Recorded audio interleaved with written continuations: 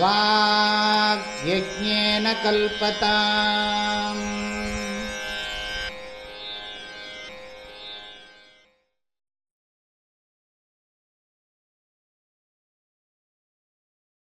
அதோ விமுக்த்யை பிரயதேத வித்வான்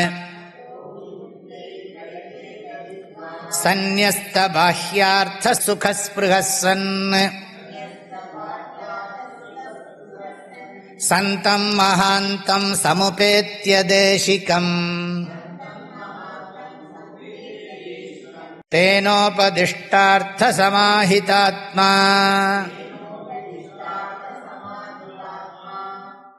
அதோ விமுக்த்யை பிரயதேத வித்வான் சந்நியஸ்த பாஹ்யார்த்த சுகஸ்ப்ருஹஸ்ஸன் சந்தம் மஹாந்தம் சமுபேத்ய தேசிகம் தேனோபதிஷ்டார்த்த சமாஹிதாத்மா.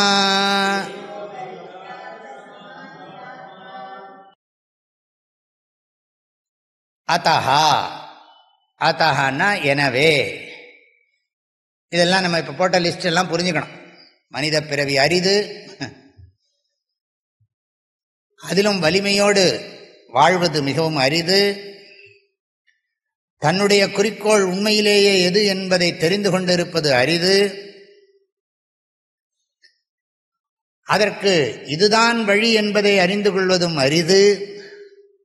அப்படி அறிந்து கொண்டாலும் எதனால் அதை அடைய முடியாது என்பதை அறிந்து கொண்டு அதை விட வேண்டும் என்று கருதி அதை விடுவதும் அரிது. இப்படி எல்லாம் நிறைய நம்ம மனசுல ஞாபகம் இருந்துட்டே இருக்கணும். இந்த ஸ்லோகங்கள்லாம் ஓடிண்டே இருக்கணும். அதஹா எனவே, வித்வான் விமுக்தியை பிரயதேத, விவேகியானவன் விமுக்தியை முக்தியின் பொருட்டு பிரயதேத நன்கு முயல வேண்டும். பணம் சம்பாதிப்பதற்கு முயற்சி செய்வது, புலனின்பம் துய்ப்பதற்கு முயற்சி செய்வது, புண்ணியங்களை சம்பாதிப்பதற்கு முயற்சி செய்வது மட்டும் போராது. அவைகளால் முழுமை அடைய முடியாது. எனவே முக்திக்கு என்ன வேணும்? ஆத்மைக்கிய போதம் வேணும்னுட்டார். ஆத்மைக்கிய போதேன வினா விமுக்தி ந சித்தியதி. எல்லா ஆத்மாவும் ஒண்ணுதான்னு தெரிஞ்சுக்கிற ஞானத்தினால்தான் மோட்சம்னு சொல்லியிருக்கார். ஆகையினால அத்தகைய மோட்சத்துக்கு முயற்சி பண்ணணும்னா, மோட்சத்துக்கு சாதனம் என்ன? ஞானம். ஆத்மைக்கிய போதா ஏவ மோட்ச சாதனம்.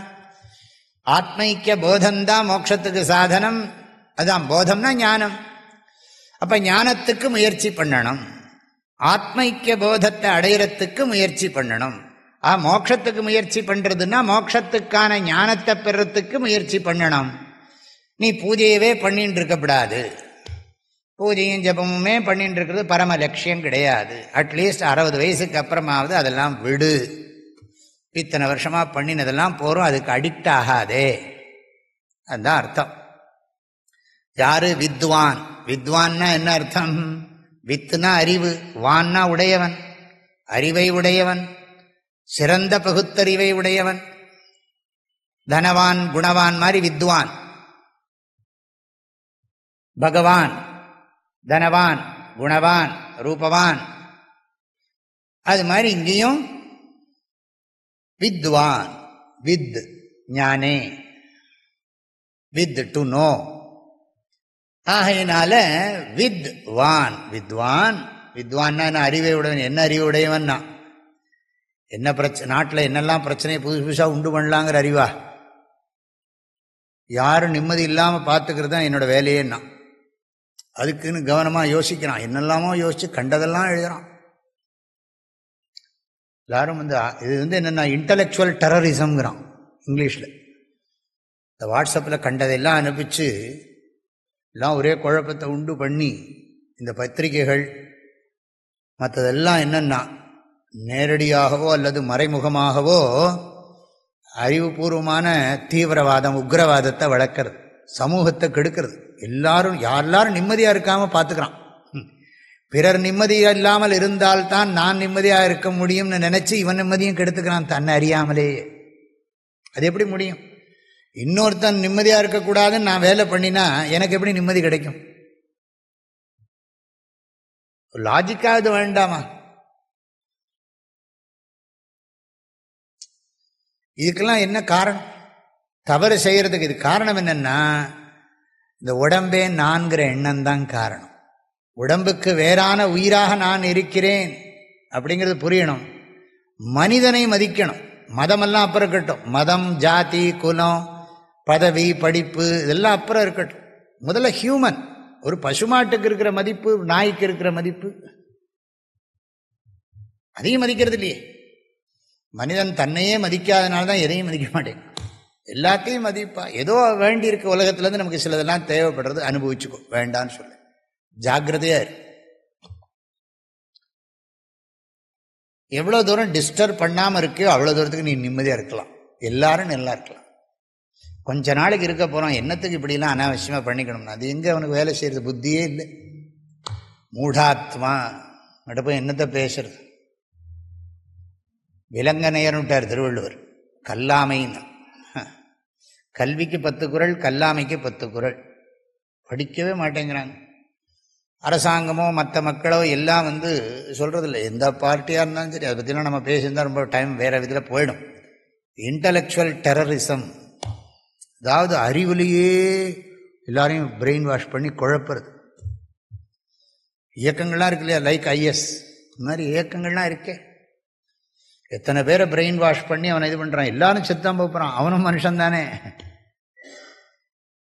அவனுக்கு இந்த மெடிக்கல் சயின்ஸ் வேணும், நமக்கு அந்த மெடிக்கல் சயின்ஸ் வேணும். மெடிக்கல் சயின்ஸுக்கு வேறு எதாவது இருக்காமா? ரிலீஜனாக பார்க்க போகிறது மெடிக்கல் சயின்ஸ்.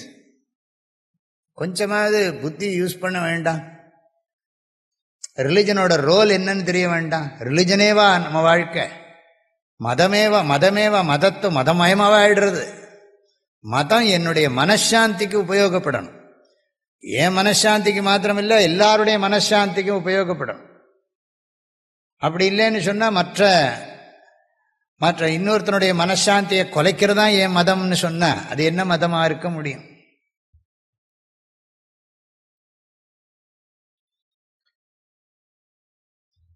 அதுக்காக எது சொல்கிறோம்னா வித்வான். அதுக்காக சொல்கிறேன், வித்வான்னா கடவுள் நமக்கு அறிவை எது கொடுத்துருக்காருனா, நீயும் எல்லாரும் நல்லா இருக்கணுங்கிறதுக்கு தான் உனக்கு அறிவை கொடுத்துருக்காரே தவிர நீயும் மற்றவனும் நாசமாக போகணுன்னு அறிவை கொடுத்துருக்காரு கடவுள் உனக்கு. ஏன் இப்படி அறிவை நாசம் பண்ண, அறிவினுடைய பெருமையவே ஏன் இப்படி இழிவுபடுத்துகிறாய்? இறைவன் கொடுத்திருக்கிற அறிவாற்றலை ஏன் இழிவுபடுத்துகிறாய்? அப்படிதான் சொல்லணும். ஆக அறிவு அறத்திற்கும் அன்புக்கும் பயன்படவில்லை என்றால் அந்த அறிவு என்னதுன்னா பயனற்றது. அது பயனற்றது இல்லை, அது யாருக்கும் பிரயோஜனம் இல்லாமல் போயிடும்.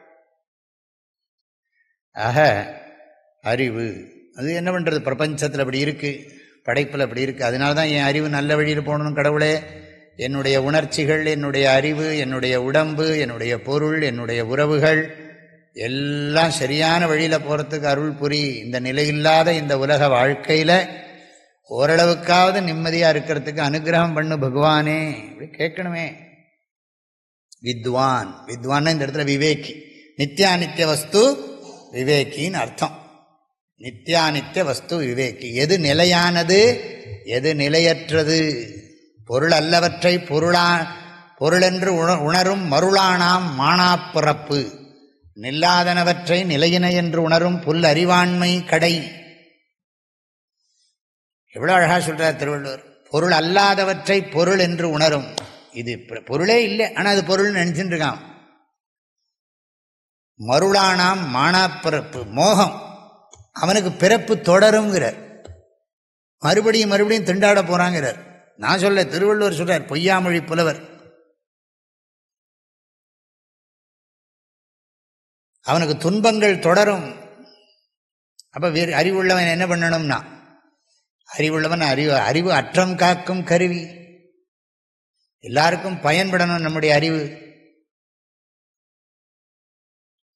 வித்வான் விவேகி, நித்யானித்ய வஸ்து விவேகி. கர்மத்தினால அடைஞ்ச பிரயோஜனம், புண்ணியம் நிறைய புண்ணியம் பண்ணத்தினால விவேகம் வந்திருக்கு. சாஸ்வதமாக இருக்கிறது பிரம்மந்தான், ஒண்ணுதான், மெய்ப்பொருள் தான். இருள் நீங்கி இன்பம் பயப்பது, மருள் நீங்கி மாசறு காட்சியை தருவது. மாசறு காட்சிக்கு பொருளாக இருப்பது மெய்ப்பொருள் தான். சரி, அந்த விவேகத்தினால என்ன பண்றானா, முயற்சி பண்ணணும். மோட்சத்துக்கு முழுமையான அமைதி, நினைவு, சாந்தி, திருப்தி, இதற்கு ஓயாது முயல வேண்டும் அப்படின்னு அர்த்தம். வாழ்க்கையினுடைய இறுதி காலம் வரத்துக்குள்ள இந்த உண்மையை உணர்ந்துக்கணும்னா அதுக்கு என்னெல்லாம் குவாலிஃபிகேஷன்னா, முதல்ல நீ என்ன பண்ணணும்னா இதனால வைராக்கியத்தை அடையணும். வைராக்கியத்தை தான் சொல்றார், சந்நியஸ்த பாஹ்யார்த்த சுகஸ்பிருஹ சன். சந்நியஸ்த பாஹ்யார்த்த சுகஸ்பிருஹ சன். இந்த வார்த்தையெல்லாம், இந்த சப்தங்கள்லாம் கொஞ்சம் கஷ்டமாக தான் இருக்கும். அதாவது பாஹ்ய அர்த்த சுக ஸ்பிருஹா, என்ன அழகான காம்பவுண்ட்லாம் போடுறாரு பாருங்க.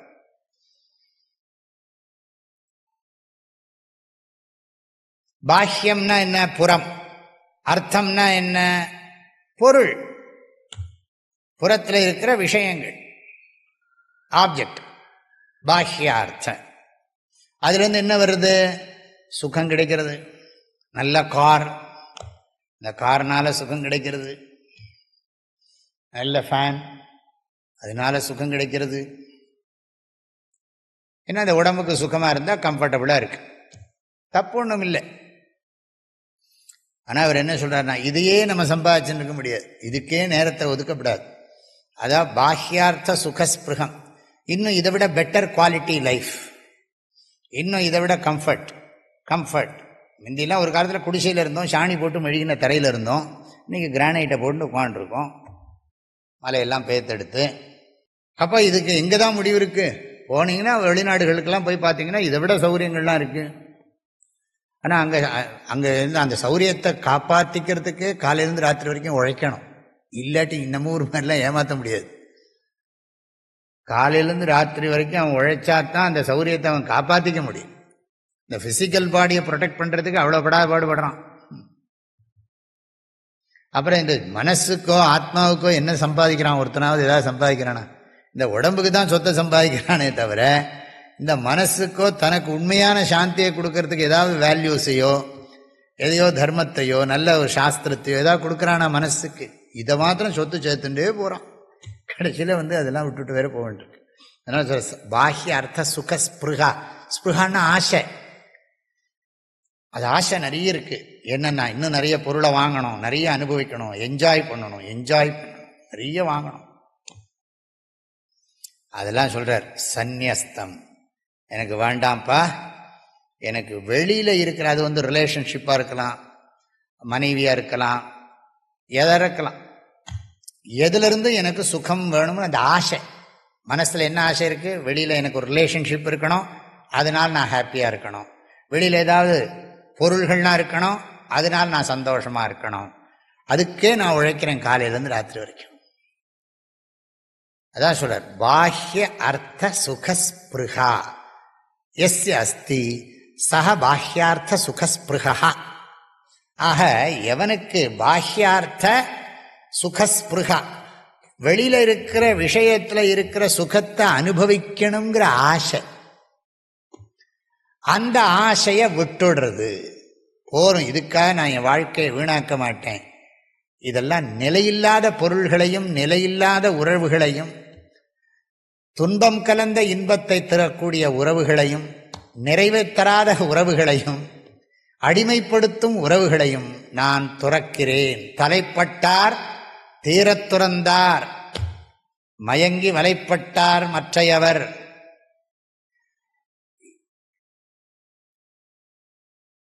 வேண்டின் உண்டாகத் துறக்க, துறந்தவின் ஈண்டு இயற்பால பல. உனக்கு உண்மையான இன்பம் வேண்டுமென்றால் புற இன்பத்தை துறந்து விடு. திருக்குறள் சொல்லுகிறது. உண்மையான உனக்கு அமைதி வேண்டுமென்றால், ஆனந்தம் வேண்டுமென்றால் புற உலக இன்ப நுகர்ச்சியில் இருக்கும் ஆசையை, அந்த விருப்பத்தை அடியோடு நீக்கிவிடு.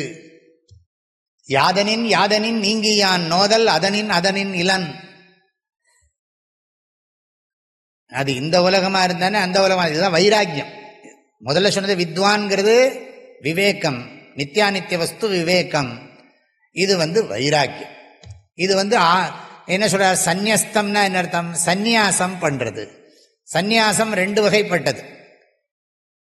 மந்திரங்களை சொல்லி காவியை உடுத்தி கொண்டு என் வாழ்க்கையை முற்றிலும் துறக்கிறேன், இந்த புலனின்ப பொருள்களையும் உறவுகளையும் எல்லாவற்றையும் துறக்கிறேன், மண்ணாசையை துறக்கிறேன், பெண்ணாசையை துறக்கிறேன், என்னது பொன்னாசையை துறக்கிறேன், மூவாசைகளை அடியோடு நீக்குகிறேன். ஆகையினால நான் என்ன பண்றேன், இதெல்லாம் வாண்டான்னு விடுறேன். எதுக்காகன்னா ஞானத்தை பெறத்துக்காக, மோட்சத்துக்காக வேண்டி. உயர்ந்த இன்பத்தை பெறணும்னா தாழ்ந்த இன்பத்தை துறக்கத்தானே வேணும். முகத்தில் கண்கொண்டு பார்க்கின்ற மூடர்கள் அகத்தில் கண்கொண்டு பார்ப்பதே ஆனந்தம். இந்த முகத்தில் கண்ணை வச்சுக்கிட்டு உலகத்தை பார்த்துட்டு இருக்கிற முட்டாள்களேங்கிறார். முகத்தில் கண்கொண்டு பார்க்கின்ற மூடர்கள் அகத்தில் கண்கொண்டு பார்ப்பதே ஆனந்தம். நீ அறிவு கண்ணை பயன்படுத்தி உள்ளுக்குள்ள பார். உள்ளுக்குள்ளேனா என்னத்தை பார்க்கறது? திங்க் பண்றது தான். உள்ள பார்க்கறதுனா உள்ளுக்குள்ள ஏதாவது கண்ணு இருக்கா என்ன? அறிவால் சிந்தித்து பார்ன்னு அர்த்தம். அப்ப துறக்கிறது.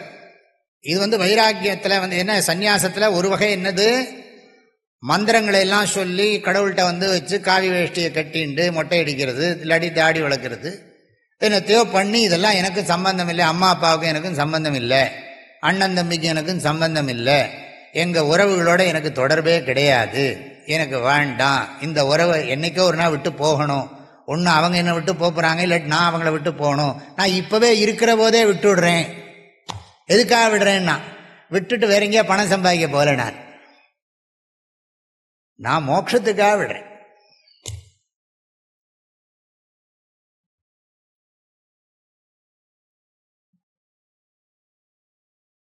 இது ஒரு ஆசிரம், ஒரு வாழ்க்கை முறையே இப்படி வாழ்றது. இல்லாட்டி என்னென்னா அதெல்லாம் விட வேண்டிய அவசியம். இப்போ நீங்களாம் வந்திருக்கீங்க, உட்காந்து பொறுமையாக ஸ்ரத்தையாக படிக்கிறீங்க, மனசில் அந்த ஆசையை விட்டுடும். பாஹ்யார்த்த சுகஸ்பிருகா, ஸ்பிருகாவை விடுறது. அதாவது புறத்தில் துறக்கலை, அகத்துறவு. புறத்துறவின் நோக்கமும் அகத்துறவை வளர்ப்பதற்காகத்தான். அகத்துறவு வளரவில்லை என்றால் புறத்துறவு பயனில்லை. அகத்துறவு கொஞ்சம் இருந்தால் தான் புறத்துறவையே மேற்கொள்றதுக்கு நம்ம போகணும். இல்லாட்டி புறத்துறவு பிரச்சனையாயிடும்.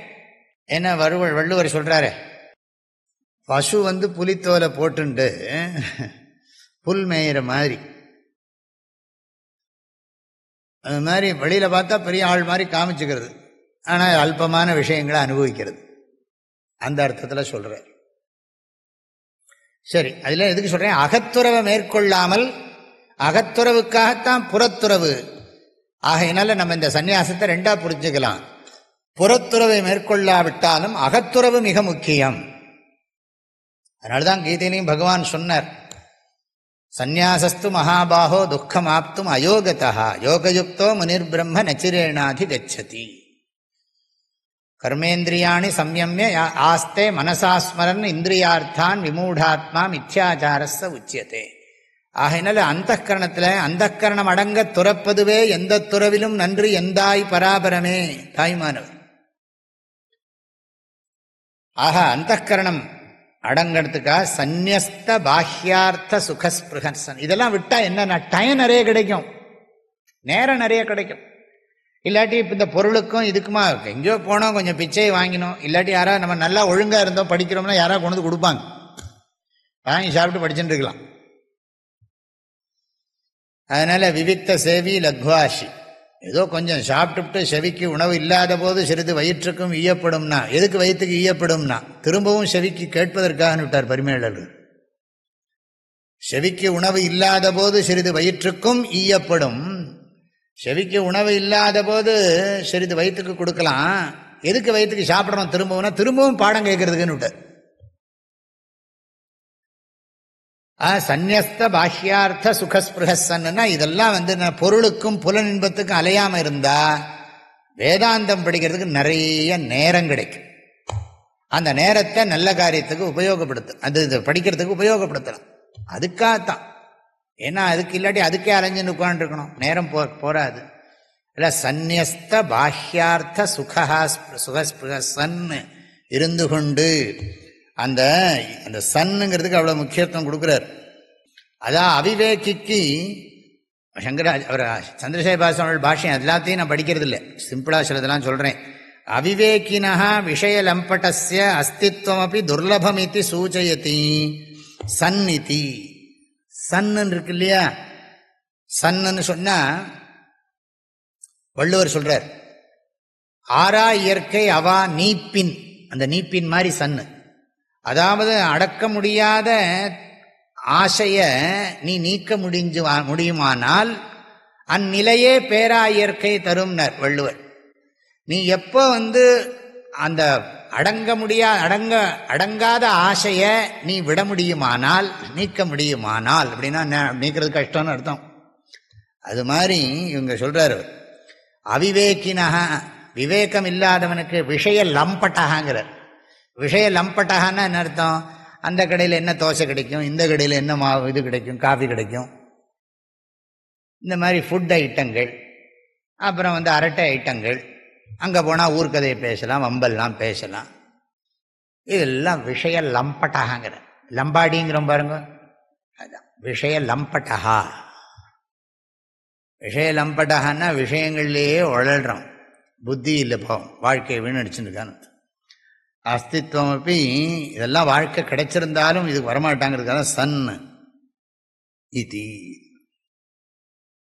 ஆக வித்வான் விமுக்தியை பிரயத்தயத்த. எப்படி பண்ணணும்னா, முற்றிலும் துறந்து விட்டு புலனின்ப நாட்டத்தை அறவே நீக்கிவிட்டு, அப்படிதான் அர்த்தம். சந்நியஸ்த பாஹ்யார்த்த சுகஸ்பிருகஸ்தன். அதுக்காக நம்ம பெரியவங்களும் வாழ்க்கை முறையை வகுத்து கொடுத்துட்டாங்க. துறவு வாழ்க்கை அப்படின்னா துறவர இயல்னு வச்சு சாஸ்திர திருக்குறளையும் இருக்குது, சாஸ்திரத்துலையும் இருக்குது. உனக்கு எனக்கெல்லாம் இதெல்லாம் வேண்டான்னு சொன்னால் அதுக்கு ஒரு வாழ்க்கை முறையை நாங்கள் சொல்லித்தரோம். இல்லை ஆசையெல்லாம் ஒழுங்காக வச்சுக்கணும்னா அதுக்கு ஒரு வாழ்க்கை முறை சொல்லித்தரோம். நீ கல்யாணம் பண்ணிக்கணும்னா இல்லறவியலை படிச்சுட்டு கல்யாணம் பண்ணிக்கோ. சன்னியாசியாக போகணும்னா துறவரையலை படிச்சுட்டு துறவர வாழ்க்கையை நடத்து. கல்யாணம் பண்ணிக்கிறதுக்கு இல்லறவியலை ஒழுங்காக படிக்கணும். இல்லறவியெல்லாம் படித்து மனப்பாடம் பண்ணி அதுக்கு அர்த்தம் தெரிஞ்சு கல்யாணம் பண்ணால் அந்த கல்யாணம் உருப்படும்னு எனக்கு தோன்றுறது. அதே மாதிரி துறவு வாழ்க்கைக்கு போகிறதா இருந்தால் துறவர இயல்லையும் எல்லாத்தையும் அந்த குறள் அத்தனையும் படித்து மனப்பாடம் பண்ணி அது குரு கேட்குற போது அதுக்கெல்லாம் சரியாக பதில் சொன்னால் துறவு வாழ்க்கையும் மதிப்புள்ளதாக இருக்கும். இல்லாட்டி துறவு வாழ்க்கையும் வீணா போயிடும். ஆக இல்லறமாயினும் சரி துறவரமாயினும் சரி, தாய்மானவர் சொன்ன மாதிரி சாட்டையில் பம்பர ஜாலம் போல் ஆட்டுவான் இறையன அறிந்து நெஞ்சமே தேட்டம் ஒன்று அற அருள் செயலில் நெற்றியேல் வீட்டரம் துறவரம் இரண்டும் மேன்மையே. கடவுள் சாட்டையில் பம்பர ஜாலம் போல் ஆற்றானாம். இறை என அறிந்து நெஞ்சமே, ஓ மனமே, தேட்டம் ஒன்று அற, கவலையெல்லாம் விட்டுட்டு அருள் செயலில் நெற்றியேல், இறைவன் வகுத்து கொடுத்த செயல்ல நடப்பாயே ஆனால் வீட்டரம் துறவரம் இரண்டும் மேன்மையே. இல்லறத்தில் இருந்தாலும் அது உயர்ந்தது தான், துறவரத்தில் இருந்தாலும் உயர்ந்தது. புரிஞ்சு வாழ்ந்தியான சரி. ஏன்னா தாய்மானவர் 2 வாழ்க்கையில் இருந்தவர். தாய்மானவர் இல்லறத்தில் இருந்து குழந்தையெல்லாம் பெற்று அதுக்கப்புறம் தான் துறவியாயிருக்கார். ஆகையினால அவருக்கு 2ம் தெரியும். அதனால அவர் சொல்றது நல்லாவும் பொருத்தமாகவும் அழகா சொல்றாரு. அரணப்பட்டதே இல்வாழ்க்கை அகுதும் பிறன் பழி, அகுதும்னா துறவரமும் அர்த்தம். துறவரமும் பிறன் பழிப்பது இல்லாயின் நன்று, இல்வாழ்க்கை அதிகாரம். அகுதுங்கிற வார்த்தைக்கு இவர் பரிமேலழகர் துறவரமும்னு பொருள் சொல்றார். அதாவது துறவர வாழ்க்கையில மற்றவங்க பழிக்காத மாதிரி, பெரியவங்க பழிக்காத மாதிரி வாழணும். அப்ப துறவர வாழ்க்கையும் சிறப்பு தான் அப்படிங்கிறார். இதுல ஒரு கருத்து தெரியுது, துறவு வாழ்க்கையில பழி வர்றதுக்கு வாய்ப்பு இருக்குன்னு தெரியுது. ஆச்சாரியர் மனித உடம்பின் சிறப்பை நன்றாக உபதேசம் பண்ணார். இந்த ஹியூமன் பர்த், இந்த மனித உடம்பை எதுக்கு உபயோகப்படுத்தணும் அப்படிங்கிறதுல தெளிவாக இருக்கணும். குறிக்கோளில் மிகவும் தெளிவாக இருக்க வேண்டும் அப்படிங்கிறத நன்றாகவே உபதேசம் பண்ணியிருக்கிறார். அதுக்கு பிறகு முக்கியமாக ஒரு விஷயத்தை உபதேசம் பண்ணார். நாம் எல்லாரும் ஒன்றுங்கிற உண்மையை உணரணும். அதுதான் முழுமையான அமைதி, ஆனந்தத்திற்கு காரணம். ஆக ஆத்மைக்கிய போதேன வினா விமுக்தி ந சித்தியதி. நம்மெல்லாம் அனுபவத்தில் வேற வேறையாக இருந்தாலும் அடிப்படையில் நாம் எல்லோரும் ஒன்றுங்கிற உண்மையை மறக்கக்கூடாது. அதுதான் வாழ்க்கை. அதை தெரிஞ்சுக்கிறது தான் வாழ்க்கையோட குறிக்கோள். அதை உணரணும். உணர்றதுன்னா என்னன்னா, அது இருக்கிற உண்மையை புரிஞ்சுக்கிறது. இன்னொருத்தர் பாடியில் இருக்கிற பாடி ஃபீலிங்கோ மைண்டோட ஃபீலிங்கோ நம்ம எக்ஸ்பீரியன்ஸ் பண்ண முடியாது, தேவையும் இல்லை. ஆக I am also conscious being, everybody is conscious being. நானும் இதெல்லாம் இந்த வாலெல்லாம் கான்ஷியஸ் இல்லை. ஆனால் இதுக்கெல்லாம் மரங்கள் செடிகள் கொடிகள் எல்லாத்துக்குமே உணர்வு இருக்கு. உணர்வின் அடிப்படையில் அனைத்து உயிர்களும் ஒன்றே. இதுதான் உண்மை. உணர்வின் கோணத்தில் உயிர்கள் அனைத்தும் ஒன்றே. உணர்வில் ஏற்கனவே சொல்லியிருக்கேன், தூய உணர்வில் உயிர்களும் உயிர்களுக்கு உயிரான இறைவனும் உயிர்களும் உள்ளங்களும் உடல்களும் உலகங்களும் உறவுகளும் மாயா சக்தியால் கற்பிக்கப்பட்டிருக்கின்றன. இதுதான் பாடம். எல்லாம் படிக்கிறது அத்தனையோட சாரம் இதுதான். இந்த கற்பனையை புரிந்து கொண்டு இதில் எப்படி நடக்கணுமோ தர்மமாக வாழணும். அதுதான் ரொம்ப முக்கியம். விவகாரத்தில் நமக்கு தர்மம் முக்கியம். அப்புறம் ஆழமான மனசுக்கு நமக்கு முக்கியமானது தத்துவ ஞானம்.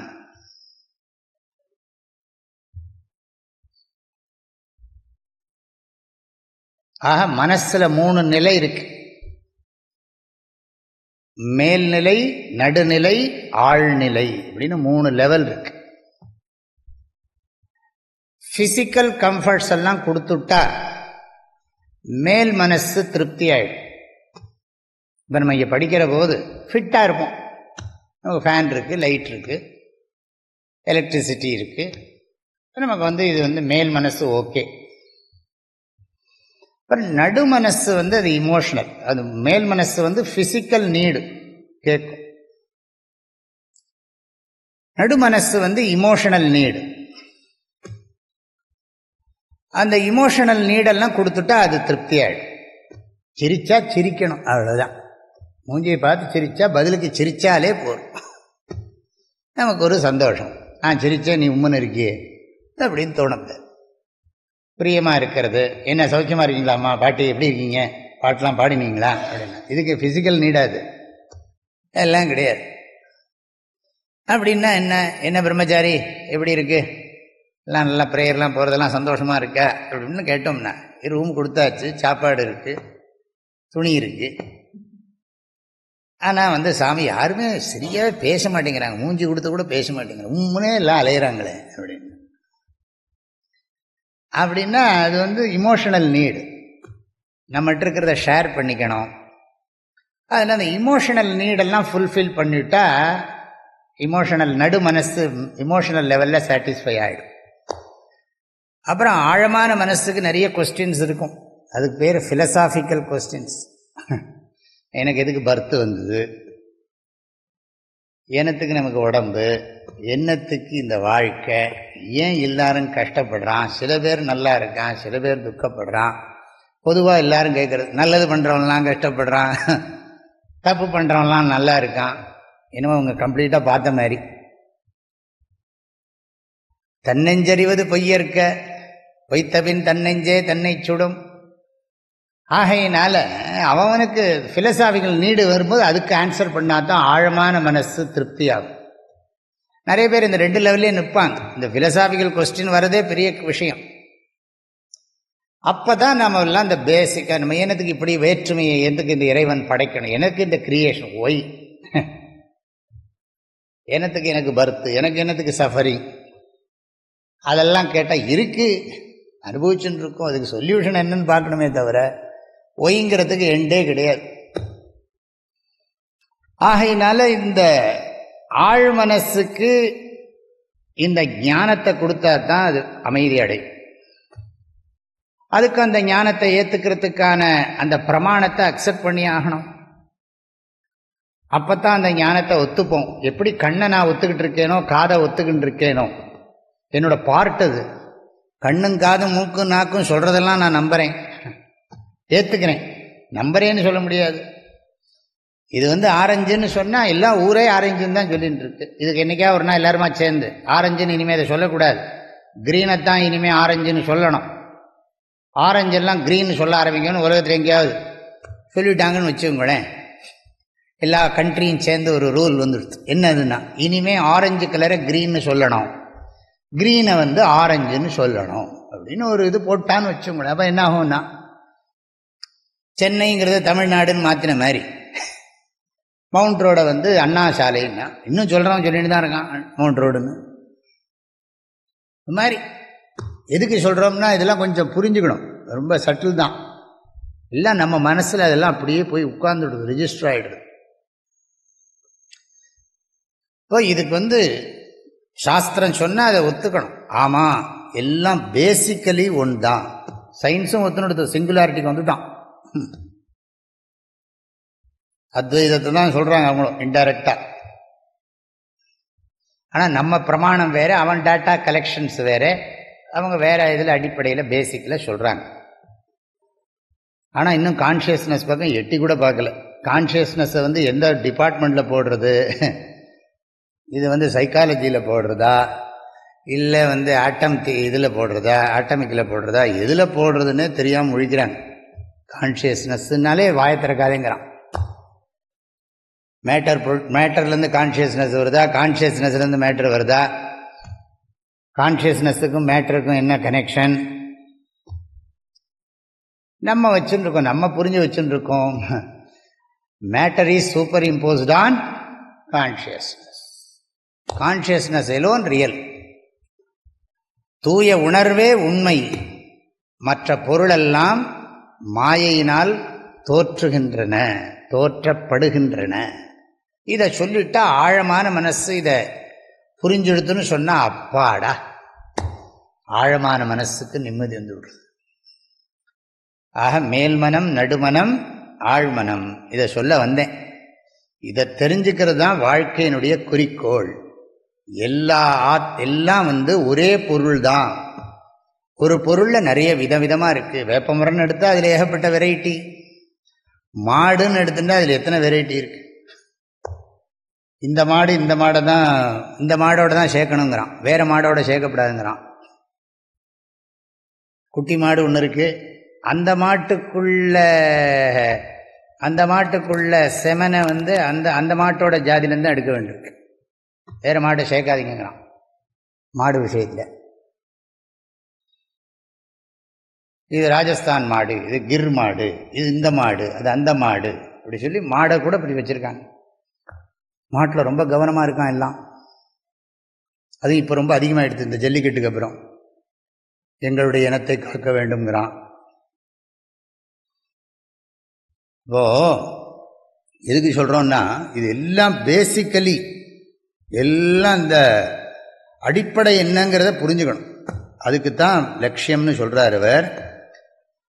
அப்போ நம்ம கடைசியாக என்ன பார்த்தோம்? வாழ்க்கையினுடைய மனித உடலில் பிறந்தனுடைய குறிக்கோள் மெய்யுணர்வை பெறுவதுதான். பணம் சம்பாதிக்கிறது அல்டிமேட் கோல் கிடையாது, ஃபேமிலி ரன் பண்ணுறது அல்டிமேட் கோல் கிடையாது, even social service, moral ethical values கூட அல்டிமேட் கோல் கிடையாது. அதுவும் கோல் தான், ஆனால் அது அல்டிமேட் கோல் கிடையாது. எது ட்ரூத்துங்கிறது, அப்சல்யூட் ரியாலிட்டி என்னன்னு புரிஞ்சுக்கிறது தான் ரியல் கோல். ஆக பணம் சம்பாதிக்கிறதோ, குடும்பம் நடத்துகிறதோ, புண்ணியம் பண்ணுறதோ நம்முடைய குறிக்கோள், முடிந்த எல்லாம் வேணும், வேண்டான்னு சொல்ல மாட்டோம். அது அல்டிமேட் கோல் கிடையாது. இதெல்லாம் ரெடி பண்ணி இதெல்லாம் இருக்குது. இப்போது நமக்கு எல்லாம் ஃபெசிலிட்டிஸ் எல்லாம் இருக்குது, என்ன குறைச்சல் இருக்குது? அப்போ என்ன பண்ணுறதுன்னா, புண்ணியம் பண்ணணும், வெளியில் புண்ணியம் பண்ணின்னு இருக்கணும், உள்ளுக்குள்ளே இந்த ஞானத்தோடு இருக்கணும். இதுதான் வாழ்க்கையினுடைய குறிக்கோள்னு ஆதிசங்கரர் அழகாக உபதேசம் பண்ணுறார். ஆனால் இந்த ஞானத்தை எவ்வளவு ரிச்சுவல் பண்ணினாலும் இந்த இந்த இந்த இந்த நாலெட்ஜ் வராது, இந்த விஸ்டம் வராது. எவ்வளவு சோஷியல் சர்வீஸ் பண்ணாலும் சரி, எவ்வளவு லௌகிக கர்மாக்களை பண்ணினாலும் சரி, எத்தனை சாமியை எத்தனை கோயிலை கட்டி எவ்வளவு கும்பாபிஷேகம் பண்ணி எத்தனை நகையை போட்டு தங்கத்தேர் இழுத்தாலும் இந்த நாலெட்ஜு அதனால வராது. அதனால ரெண்டு வராது. அது லிபரேட்டும் பண்ணாது, லிபரேட்டுக்கான நாலெட்ஜையும் கொடுக்காது. அது நம்மளை அப்சல்யூட் ஃப்ரீடமும் கொடுக்காது, அதுக்கான விஸ்டமும் கொடுக்காது. எத்தனை ரிச்சுவல் பண்ணினாலும் என்ன பண்ணினாலும் அதனால நமக்கு ஞானமோ அல்ல என்னது, அது மோட்சம் கொடுக்காது, முழுமையான மன அமைதியும் கொடுக்காது, முழுமையான மன அமைதிக்கு காரணமான அறிவையும் கொடுக்காது. ரெண்டு ஞாபகம் வச்சுக்கணும்.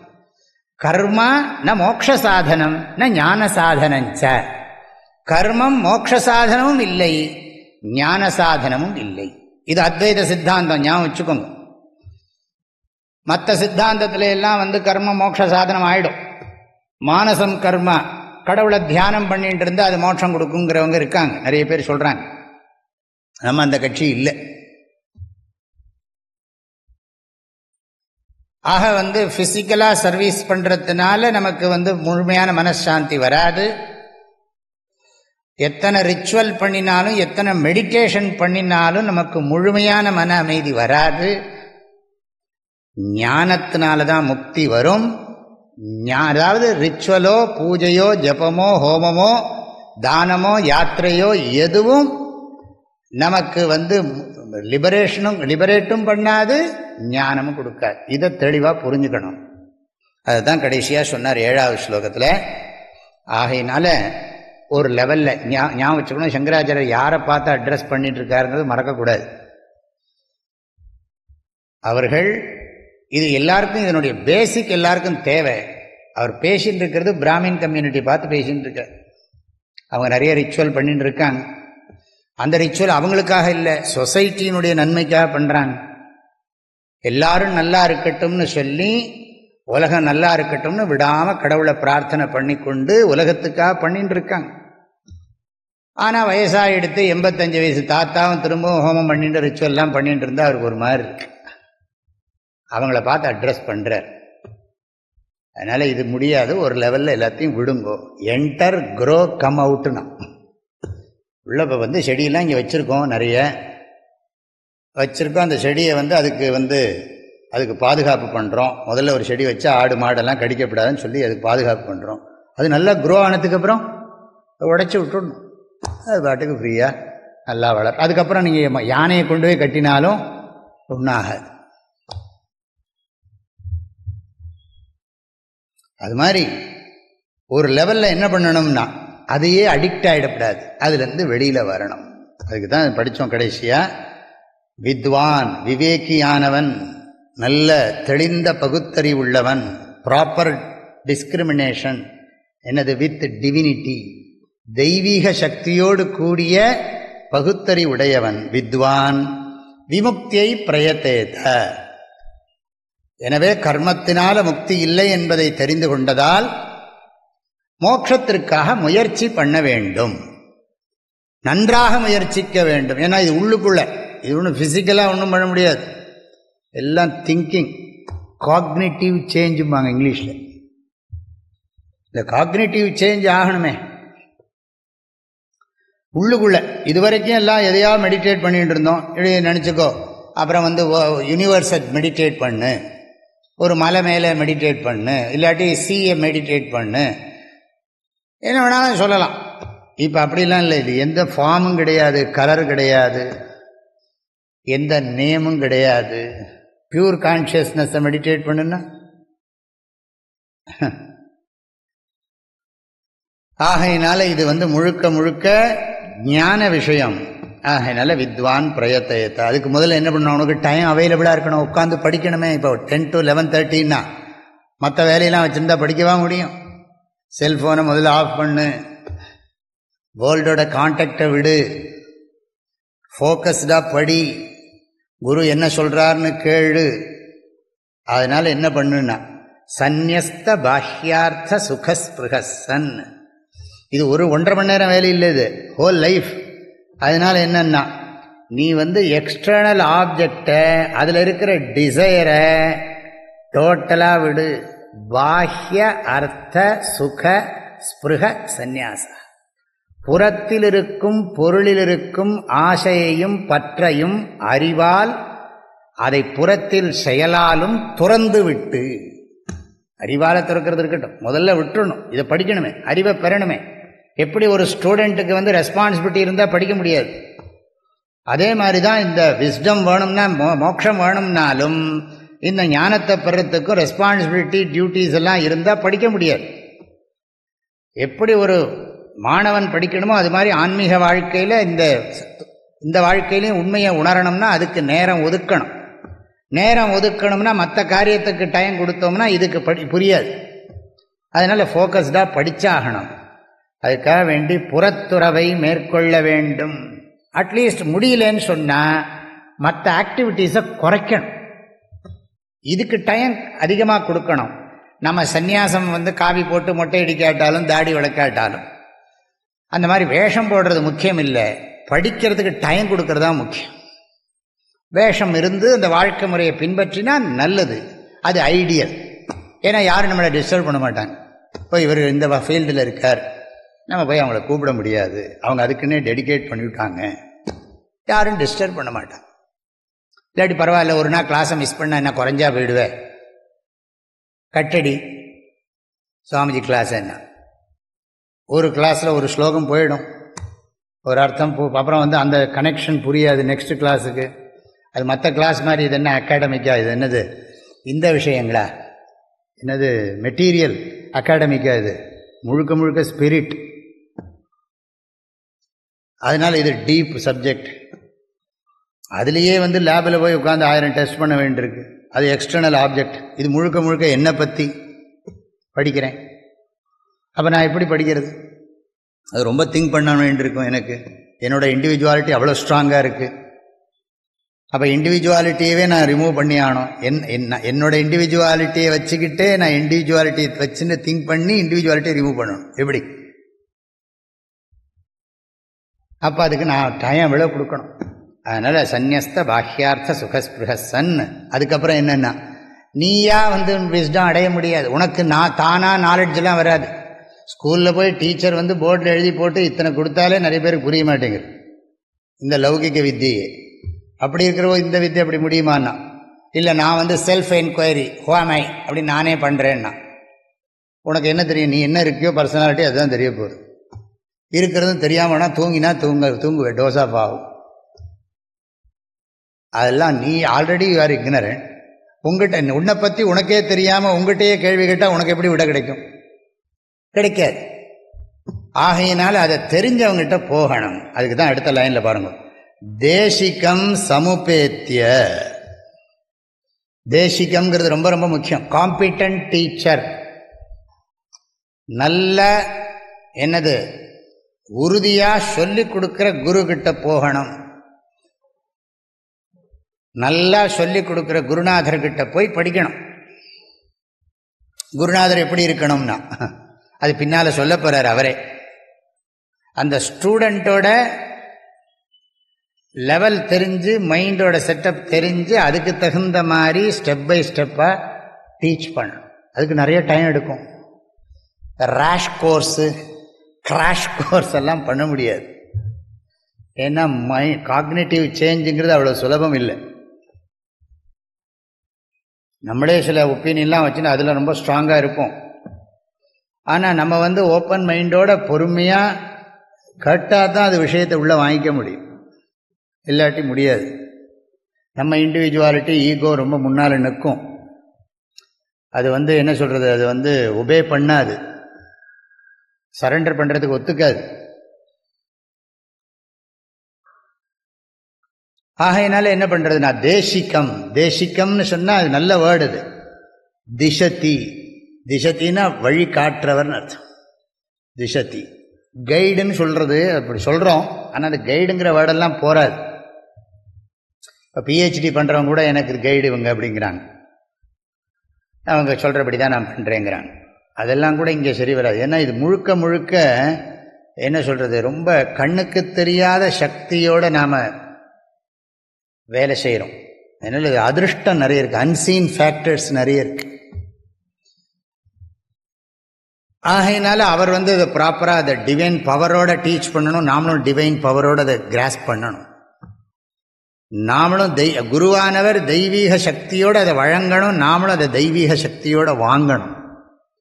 இதெல்லாம் பணத்தால் பண்ண முடியாது. பணத்தாலேயோ வேற ஏதாவது பிரைப் பண்ணியோ அதெல்லாம் ஒன்றும் பண்ண முடியாது. சும்மா குருவை ஆஹா ஓஹோ உங்களை மாதிரி உண்டா அப்படின்னு புகழ்ந்ததுனால ஞானம் வந்துவிடாது. குருவை ப்ரைஸ் பண்ணினா நமக்கு ஞானம் வந்துடுமா? குருவை ப்ரைஸ் பண்ணுற போது ப்ராப்பராக ப்ரைஸ் பண்ண தெரியணும். ஸ்டூடெண்ட்டை ப்ரைஸ் பண்ணி ஸ்டூடெண்ட்டுக்கு டீச் பண்ணிட முடியுமா? எல்லாம் இது மாதிரி வேலையெல்லாம் பண்ண முடியாது. முழுக்க முழுக்க இது அறிவு விஷயம். ஆகையினால உறுதியான சில பேர் இந்த தேசிகர்னு சொன்னாலும் ஜாக்கிரதை. குருன்னு சொன்னால் சில பேர் நமக்கு ஏதாவது மந்திரம் சொல்லி கொடுத்துருவாங்க. மந்திரோபதேசம், ஓம் நம சிவாய சொல்லு, ஓம் நமோ பகவதே தட்சிணாமூர்த்திய மந்திரம் சொல்லு, ஏதாவது மந்திரத்தை சொல்லி கொடுக்குற குரு இருக்கார். ஆனால் அவர் ஒன்றும் பெருசாக நம்மளை டிரான்ஸ்ஃபார்ம் பண்ண மாட்டார். இந்த மந்திரத்தை சொல்லி கொடுப்பார். சில பேருக்கு அந்த டிவைன் பவர் இருந்தால் தொட்டாலோ டச் பண்ணாலோ இல்லை பிளஸ் பண்ணாலோ அதனால சில சக்தி எல்லாம் வரும். ஆனால் அது இங்கே மோட்ச சாதனம் கிடையாது. அது ஏற்கனவே நம்ம படிச்சுட்டோம்.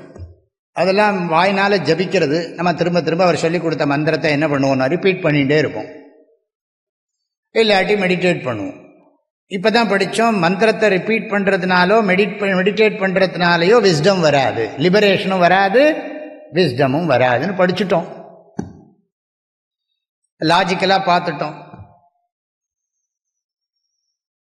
இன்னும் நிறைய விசாரங்கள்லாம் இதில் வரப்போகிறது, பார்க்க போகிறது தெரியும் நமக்கு. தேசிகர் அப்புறம் சில பேர் என்ன பண்ணுவாங்கன்னா இன்ஸ்பயர் பண்ணிவிடுவாங்க.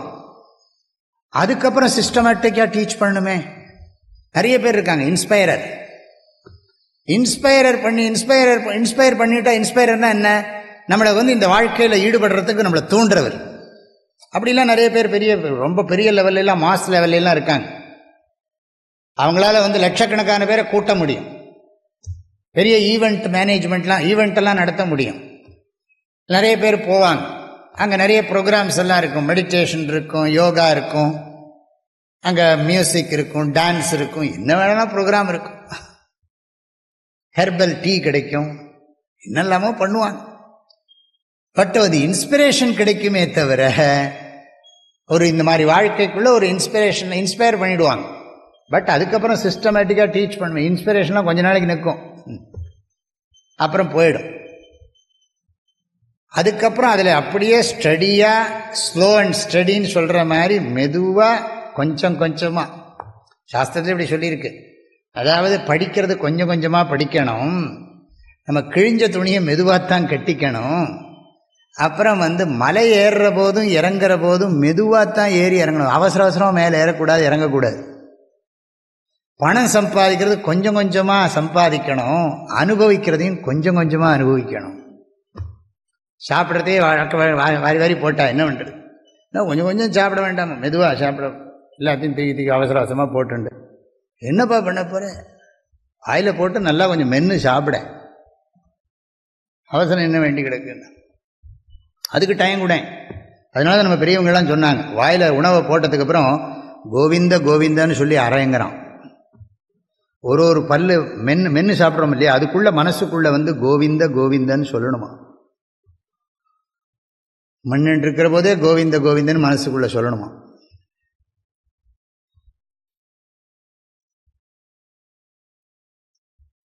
அதே மாதிரி தான் 5 சொல்லியிருக்கேன் ஏற்கனவே. சனைர் வித்யா சனைஹ் கந்தாம் சனைஹ் பர்வதம் ஆருஹேத் சனைர் அர்த்தச்ச காமச்ச பஞ்சைத்தானி சனை சனை. சனைஹினா மெதுவான்னு அர்த்தம். சனைஸ்வரனை போய் சனீஸ்வரன்ட்டாங்க இல்லையா. சனைஹி சரதி இது சனைஸ்வரா, மெதுவாக நடக்கிறவன் அர்த்தம். ஏன்னா அவருக்கு ஒரு கால் ஊனம் சனி பகவானுக்கு. அதனால் அவர் மெதுவாக தான் போவார். 2.5 வருஷத்துக்கு ஒரு தரம் தான் ஒரு ராசிக்குள்ளேருந்து இன்னொரு ராசிக்குள்ளே நுழைவார். அப்புறம் கூட சில சமயம் வக்கரமாக இப்படி வந்துட்டு போவார். அது தமிழ்லேயே அவருக்கு பேர் என்ன தெரியுமோ? அந்த ஜாதகத்தில் எழுதுகிற போது தமிழில் முடவன் எழுதுவான், சனின்னு எழுத மாட்டான், முடவன் அப்படின்னு எழுதுவான்.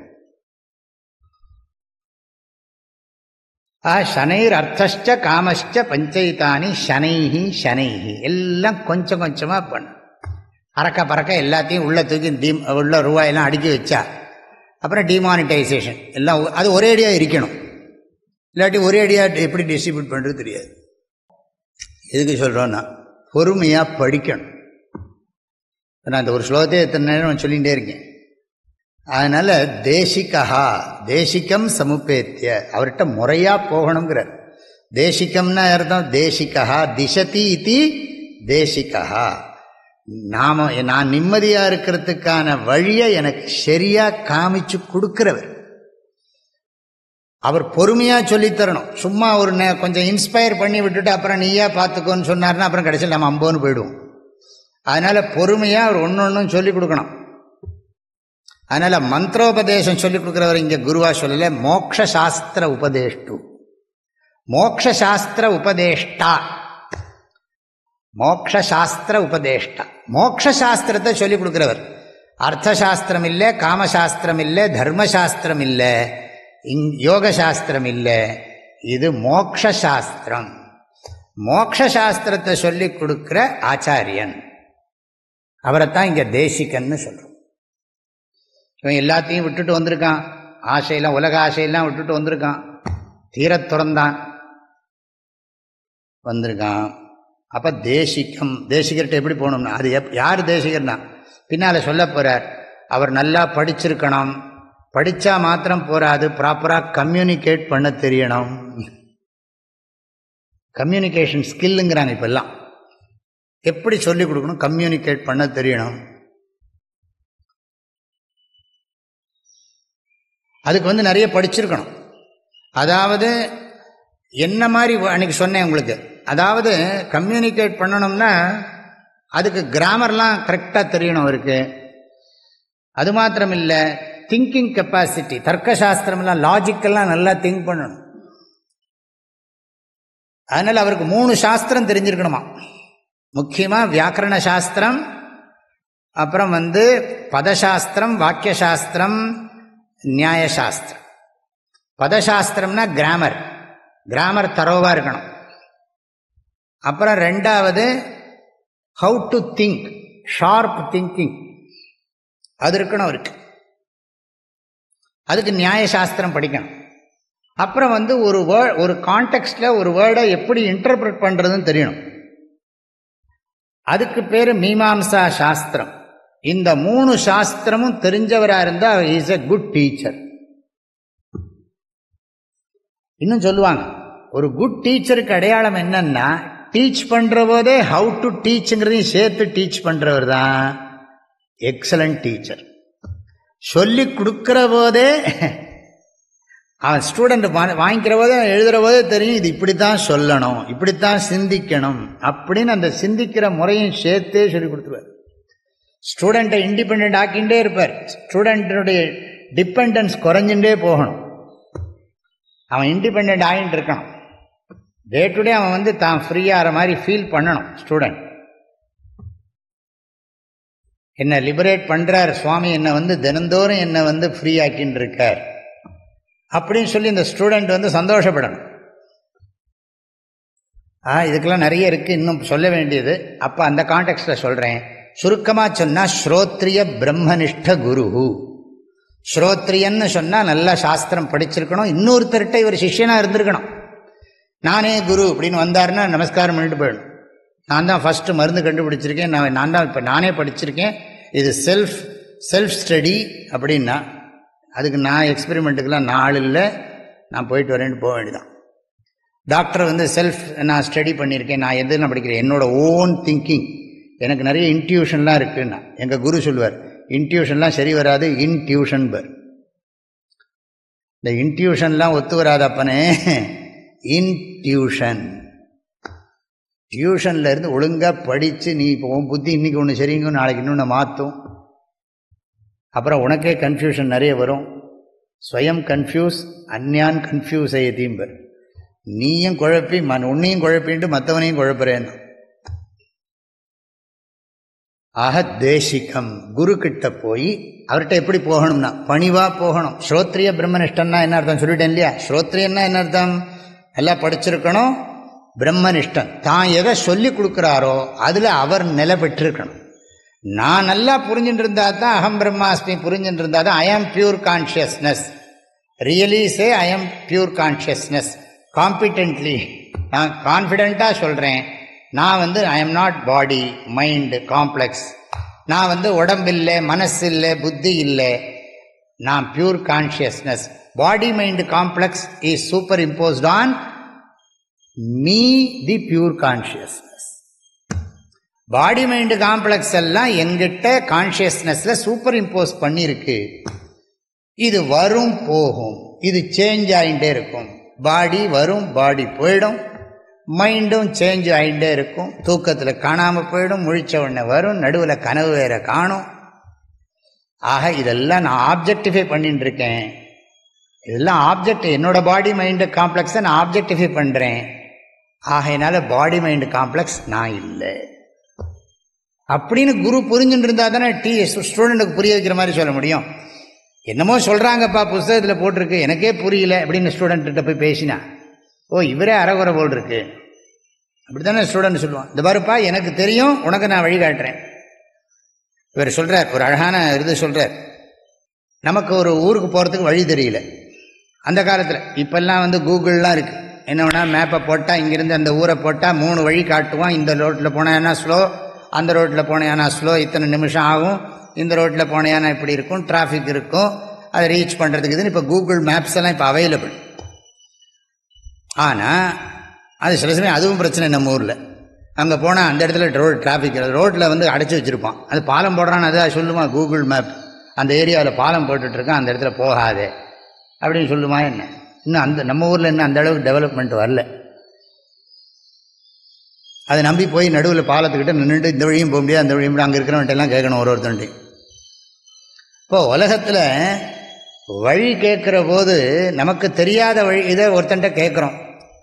அவன் கேட்குற வழி சில பேர் சொல்ல அப்படியுமா இப்படின்னா அப்படின்னா, நீங்கள் ஸ்ட்ரெயிட்டாக போய் லெஃப்டில் செகண்ட் கட்டில் திரும்பி அப்புறம் கொஞ்சம் தூரம் போனோன்னா ஒரு தேர்ட் கட்டில் ரைட்டில் திரும்பி என்ன, அதுக்கப்புறம் நீங்கள் கொஞ்சம் இன்னும் கொஞ்சம் ஸ்ட்ரைட்டாக போனீங்கன்னா அங்கே ஒரு சிக்னல் வரும். அந்த சிக்னலில் நீங்கள் போயிடக்கூடாது லெஃப்டில். அதுக்கப்புறம் நீங்கள் அப்புறம் கொஞ்சம் தூரத்துக்கு போனால் ஒரு ரைட்டில் திரும்பி இப்படி திரும்பினீங்கன்னா அந்த இடம் வரலாம் அப்படிமா. அவன் பக்கத்தில் இன்னொருத்தன் சொல்லிடுவான், இல்லை இல்லை அப்படி இல்லை இப்படி போகலாமே பாமா. உங்களுக்கு என்ன ஆகும்? ஐயோ, இப்போ உங்களுக்கு சந்தேகம் வந்துன்னா அது போயிட முடியுமா? எதுக்கு இதெல்லாம் சொல்கிறேன், சும்மா கதை விடுறேன்னு நினச்சிக்காங்க. உலகத்தில் இது லௌகிக திருஷ்டாந்தம், எக்ஸாம்பிள்.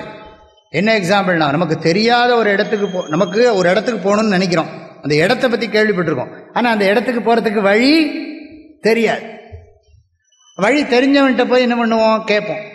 ஆனால் அவன் சொல்கிறத அந்த வழியை நம்ம ஃபாலோ பண்ணணும். சந்தேகம் வந்தால் என்ன பண்ணுவோம், போகிற வழியில் அங்கே இருக்கிறவன்கிட்ட கேட்டுப்போம். அங்கே யாரையா ஒருத்தர் கிடைச்சானா அங்கே ஒருத்தர்கிட்ட கேட்டு அந்த வழி எப்படியோ போய் அந்த இடத்துக்கு அடைவோம். அதை விட இது ரொம்ப, அதாவது ஃபிசிக்கல் ட்ராவல், இது முழுக்க முழுக்க இன்டர்னல் அண்டர்ஸ்டாண்டிங். நான் திங்க் பண்ணுறது கரெக்டு தானா இல்லை, நான் எனக்கு ஒருத்தர் சொல்லி கொடுத்துட்டார், நான் அது யோசிச்சுட்டு இருக்கேன், ஆனால் நான் திங்க் பண்ணுறது கரெக்டு தானான்னு எனக்கு சந்தேகம் வந்துடுத்துனா என்ன பண்ணுறது? சில பேர் சொல்லுவாங்க, சாமி எனக்கே எல்லாம் புரியுதே அப்படிம்பா. சரி, புரிஞ்சுதுன்னா நான் என்ன பண்ணுறேன்? உனக்கு புரிஞ்சுதுன்னா புரிஞ்சுக்கிட்டோம், நல்லது தானே, சந்தோஷம். உனக்கு புரியறது நான் என்ன காம்ப்ளிமெண்ட்டாக கொடுக்க முடியாது? உனக்கே எல்லாம் புரியறது அப்படின்னு சொன்னால் நீ புரிஞ்சுட்டேன்னா சரி, நல்லது. எதுக்கு எனக்கு குருன்னா? அப்போ எதுக்கு நான் கேட்கலையே, நான் உனக்கு பாடம் சொல்லித்தரேன்னு சொன்னேன்னா. தயானந்த சுவாமிஜிட்ட போய் ஒருத்தர் கேட்டார், Swamiji nowadays cassettes are available, TV available, அது அவைலபிள், எல்லாம் கிடைக்கிது, நமக்கு குரு அவசியமா சுவாமி அப்படின்னா? அதை டிவிகிட்டே போய் கேளுன்ட்டார். எங்கிட்ட ஏன் கேட்குற? அது எங்கிட்ட கேட்கணும்னு நான் எங்கிட்ட எதுக்கு நீ கேட்குறப்பா? இப்போ குரு தேவையில்லைன்னு நீ தீர்மானம் பண்ணியாச்சுன்னா அப்புறம் எந்த எதுக்கு கேட்குற? அதில் டிவிக்கிட்டே போய் கேள.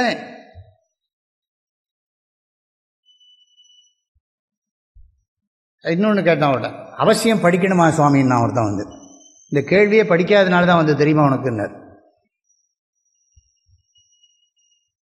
நியாயம் தானே? சாமி சொன்ன பதில் சரியா தப்பா? படிக்கணுமா நீ கேட்குற போது படிக்காதனால தானே இந்த கேள்வியை நீ கேட்குற. படிச்சிருந்தா இந்த கேள்வி படிக்கணுமா வேண்டாமாங்கிறத டிசிஷன் படித்தா தானே தெரியும் படிக்கணும் படி வேண்டாமான்னு. படிக்காமையே படிக்கணுமா வேண்டாமான்னு இப்படி சொல்ல முடியும். உலகத்திலேயே தமிழ் மொழி தான் சிறந்தது அப்படின்னா உனக்கு எத்தனை மொழி தெரியும்னா தமிழே சரியா தெரியாது.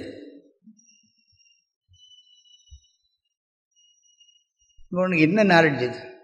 அதனால தான் பாரதியார் கூட ஜாக்கிரதையாக பாடினார், யாம் அறிந்த மொழிகளிலே தமிழ் மொழியாவது போன்று இனிதாவது எங்கும் காணோம்.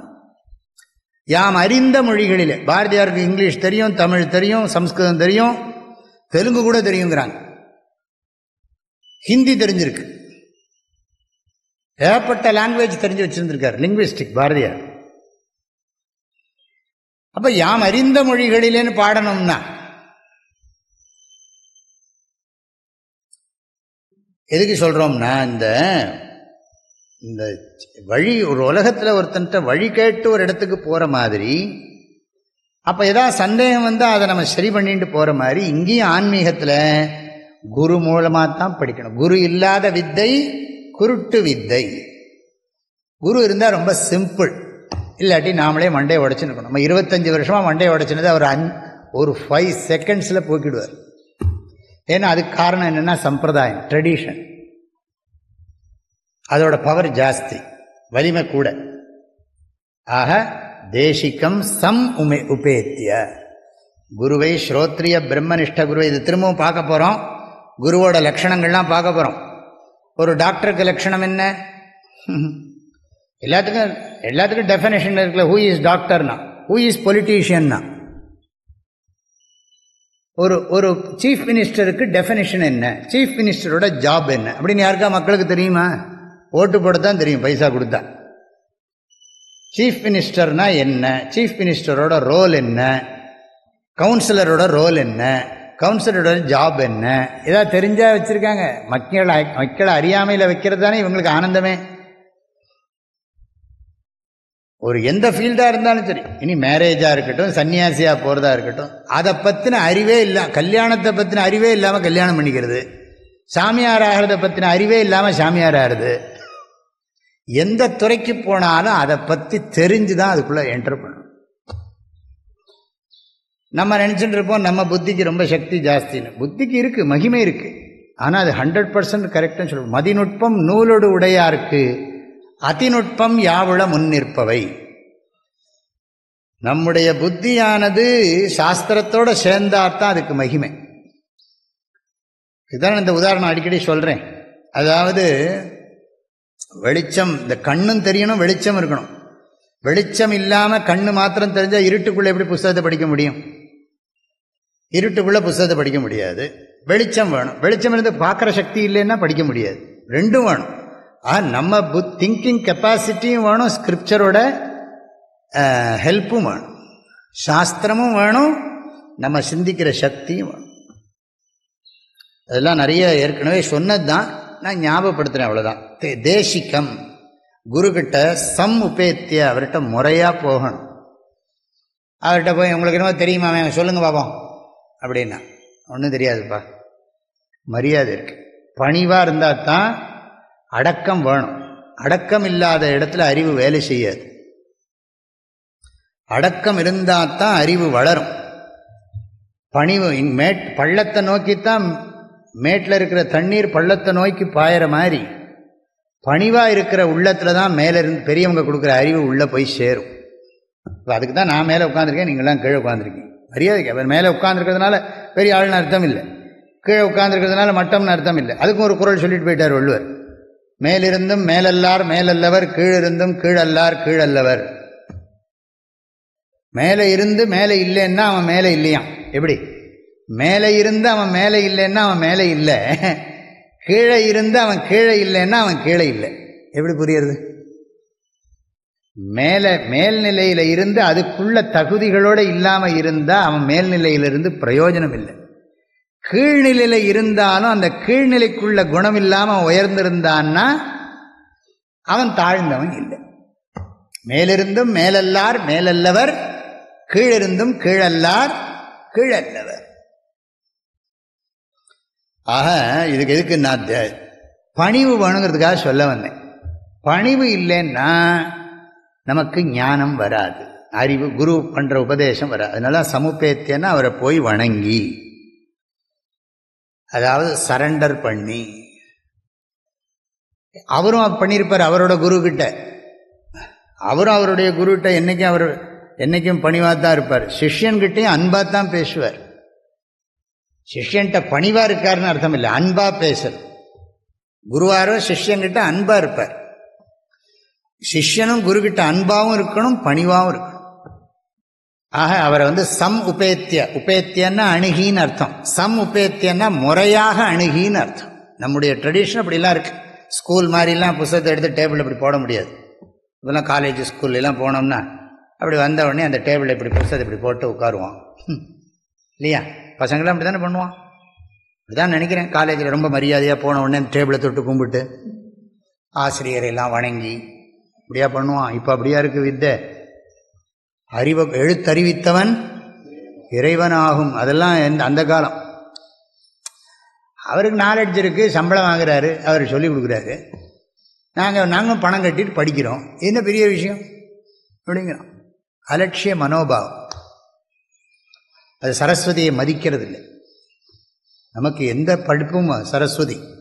ஒரு நியூஸ் பேப்பர் கூட காலில் பட்டுவிட்டா உடனே தொட்டு கும்பிடுறோம். அப்படி தான் இருந்தது. இப்போல்லாம் அப்படி இல்லைன்னு நினைக்கிறேன். அவன் பேங்க்ல எல்லாம் பணம் கட்டுக்கட்டாக இருக்கும். அவன் என்ன காலையே தள்ளுவான். அவனுக்கு போய் அங்கே போய் நம்மளானா ₹1 ₹2 உடனே அம்மா மகாலட்சுமி தாயே அப்படிலாம் ஒத்திப்போம். அவன் பேங்க்கில் அங்கே கட்டுக்கட்டா எல்லாத்தையும் கட்டி கட்டி போடணும். அப்புறம் என்ன பண்ணுறதுன்னா இந்த காலில் தள்ளுவான், அந்த காலில் தள்ளுவான். நானே நேரில் பார்த்துருக்கேன். அவன் போய் அங்கே போய் இல்லை ஒன்று ஒன்றா தொட்டு தொட்டா கும்பிட முடியும். எல்லாத்தையும் காலையெல்லாம் தள்ளி முடிச்சதுக்கு அப்புறம் ஒரு கும்பிடு, அவ்வளோதான் மரியாதை.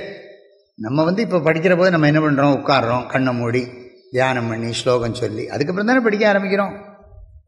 மரியாதை வேணும். கல்வியை மதிக்கணும்.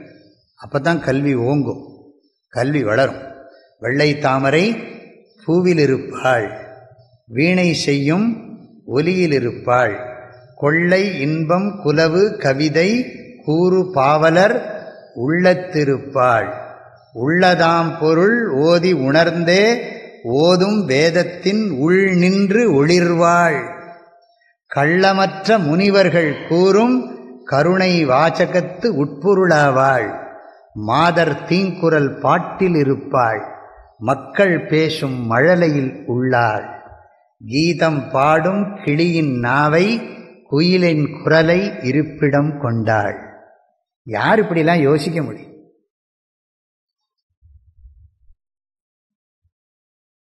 படிக்கிறதுக்கே நமக்கு நிறைய புண்ணியம்.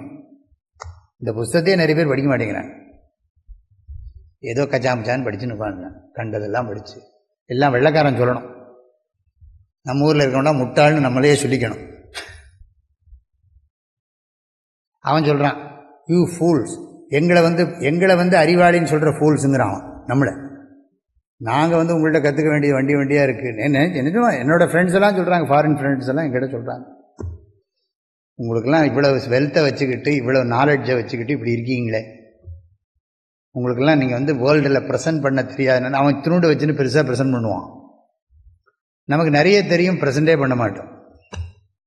அது மாத்திரமில்லை, நம்மளை பெருசாக சொல்லிக்கிட்டால் அதுன்னு பாவம் வேறுன்னு நினைப்போம், கர்வம் வரக்கூடாதுன்னு. அவன் அதை ப்ரௌடாக சொல்லிப்பான். அதில் சிலதெல்லாம் இருக்கட்டும், பரவாயில்ல. சமுபேத்திய நன்றாக அணுகி, முறைப்படி பணிவோடு அணுகி, இதெல்லாம் பணிவை குறிக்கிறது. தேசிகம், தேசிகரை, தேசிகர்னு சொன்னால் தண்டபாணி தேசிகர், அது மாதிரி தேசிகர். தேசிகர்னாலே இப்போ இந்த ஆதீனங்கள்லாம் தேசிகர்னா குருன்னு அர்த்தம், பாடம் சொல்லித்தரவன் அர்த்தம். உபதேசம் கரோதி, உபன்னா கடவுள், கடவுள்கிட்ட இன்னும் சிம்பிளாக நம்ம பாஷையில் சொன்னோம், உண்மையான அமைதி ஆனந்தத்துக்கு வழிகாட்டுறவர்னு அர்த்தம். உண்மையான அமைதி, போலியான அமைதி ஆனந்தம் இல்லை, உண்மையான அமைதி ஆனந்தத்திற்கு வழிகாட்டுகிறவர், அதுக்கு வழி சொல்லித்தர்றவர், அவர் தான் குரு. அவரை முறைப்படி அணுகணும். நம்முடைய பண்பு அது. ஐயா வணக்கம், உள்ளேன் ஐயா, இதெல்லாம் அந்த காலத்தில் இருந்தது. எல்லாம் ஆசிரியர்கிட்ட போகிற போது, ஆசிரியர் அப்படி தான் இருப்பார், தியாகம் பண்ணுவார். அவருக்கு என்ன, இந்த காலத்தில் நிறைய ஆசிரியர்களுக்கெல்லாம் ஏகப்பட்ட பணம் கிடைக்குது. அந்த காலத்தில் ஆசிரியருக்கெல்லாம் ஒன்றும் கிடையாது, வறுமை தான். ஆனால் அவங்கள்ட்ட சரஸ்வதி இருக்கு. அதனால் மாணவன் வளர்றதை பார்த்து பார்த்து ஆசிரியர் சந்தோஷப்படுவார். அதில் தான் அவங்களுக்கு ஆனந்தம். எவ்வளவு தரித்திரம் இருந்தாலும் பரவாயில்லை, அவங்களுக்கு அந்த கல்வியில் இருக்கிற ஆனந்தம் அவங்களுக்கு தரித்திரம் பெருசாக தெரியாது. இப்போ பாரதியார் என்ன மல்டி மில்லியனரா? இத்தனை கோடி இன்பம் வைத்தா எங்கள் இறைவா.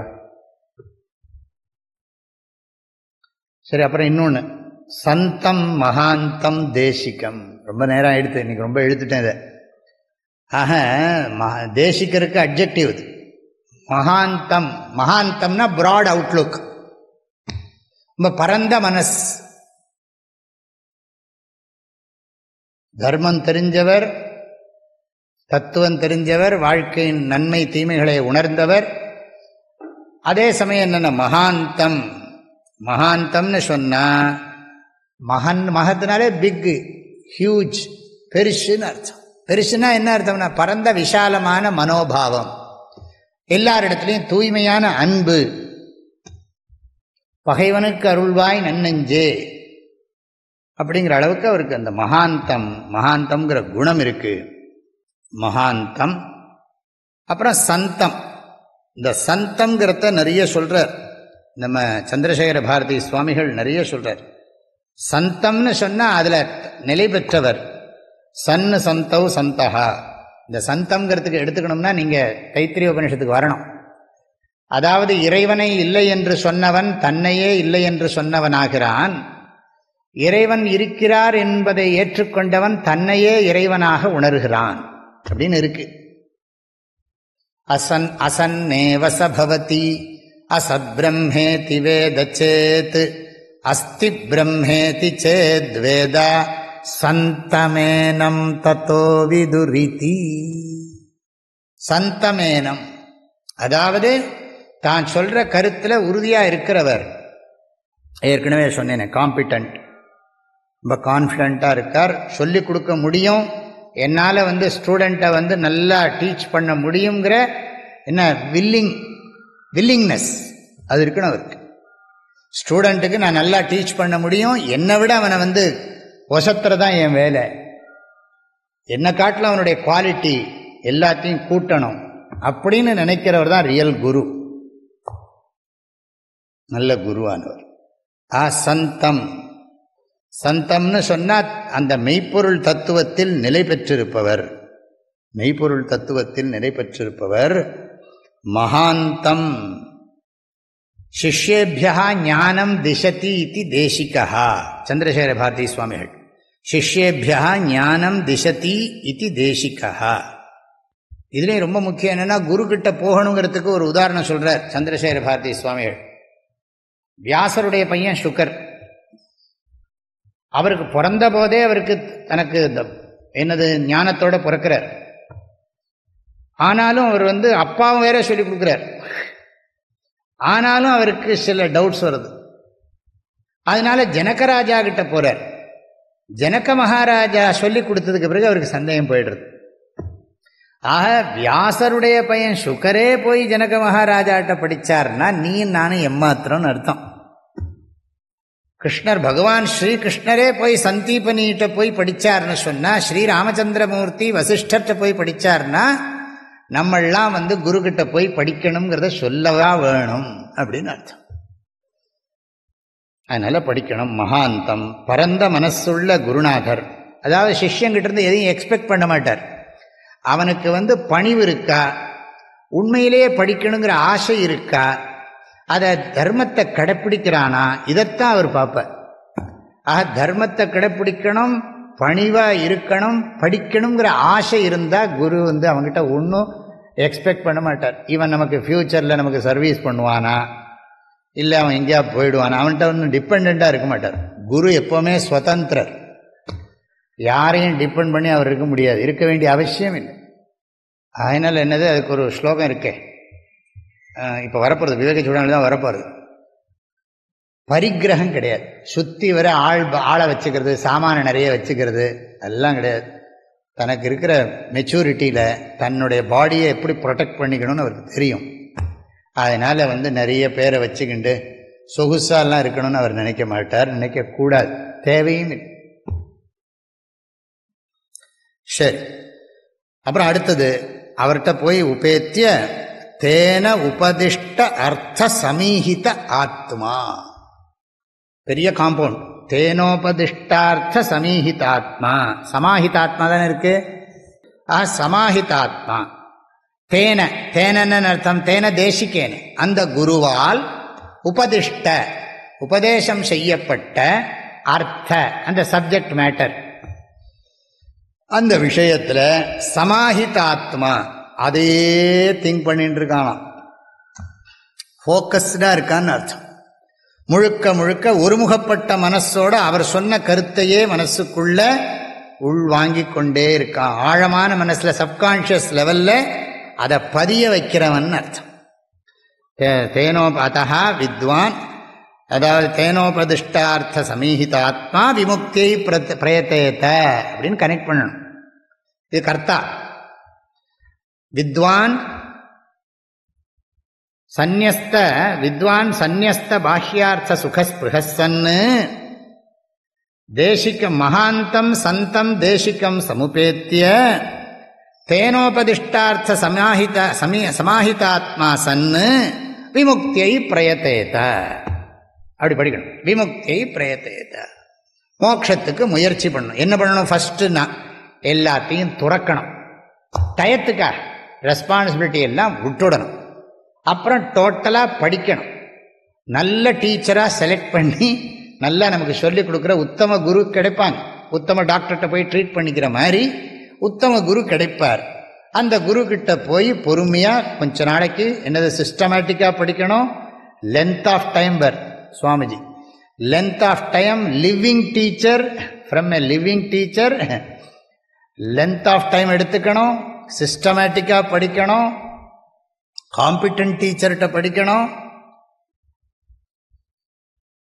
அப்படி படித்து என்ன பண்ணுறது, அதை மனசில் வாங்கி கொண்டு அதன் மூலம் எப்போ எவர் ஃப்ரீ. நான் என்னது psychologically absolutely I am free. நான் யாரையும் டிபெண்ட் பண்ண வேண்டிய அவசியம். எனக்கு இந்த மாதிரி கண்டிஷன் இருந்தால் தான் ஹாப்பினஸ், இந்த மாதிரி கண்டிஷன் இல்லைன்னா எனக்கு ஹாப்பினஸ் இல்லைன்னு சொல்லவே மாட்டேன்.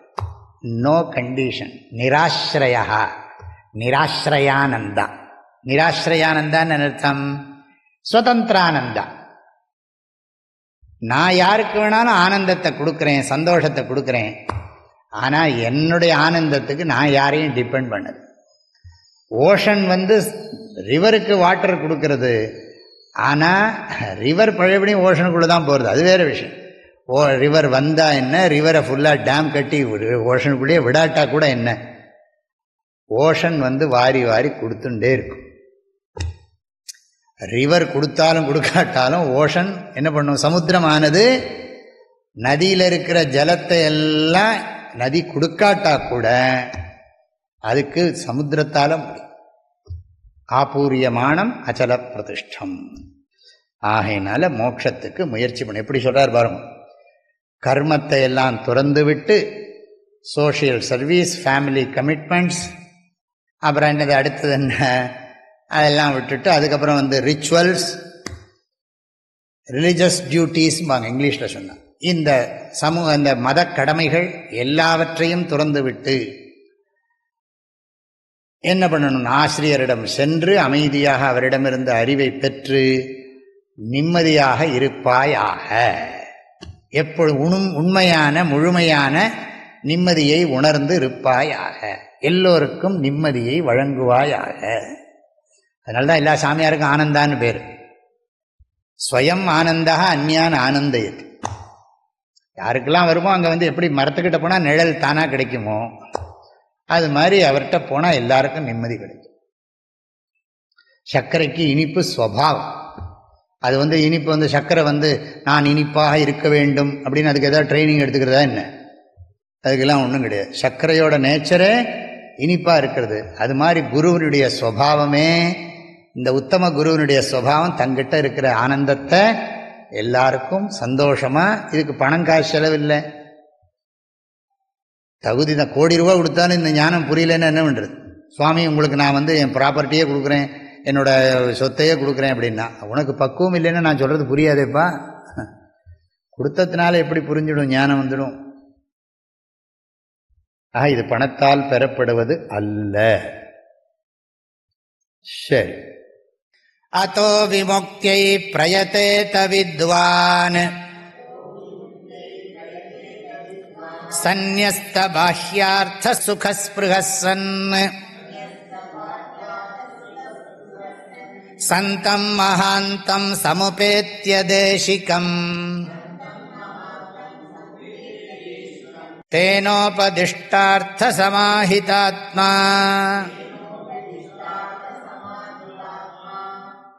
அதோ விமுக்தியை பிரயதேத வித்வான் சந்நியஸ்த பாஹ்யார்த்த சுகஸ்பிருஹஸ்ஸன்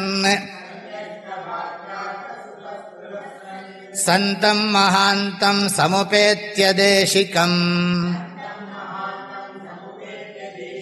தேனோபதிஷ்டார்த்த சமாஹிதாத்மா